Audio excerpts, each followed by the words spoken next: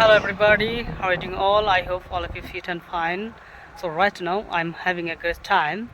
So this is quite evening time. So I have come here in this place and this place is quite fascinating. You can see right now I'm standing here in this place beside this road, and this road is very jam-packed road. Every time vehicle are passing through this road.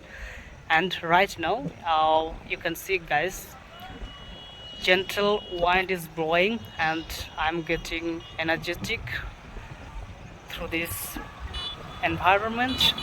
So yeah guys, you can see every time vehicle are passing through this road, as I said. So why I have come here in this place right now, so I'll tell you guys. So today I have come here because of my mobile isn't working, so that's why I have come here to get my mobile fixed.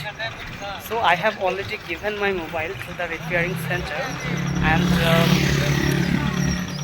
he said to me so it would take 30 minutes time, so he will come after 30 minutes. So that's why right now I am spending time here for making videos. So after 30 minutes I will go there to receive my mobile.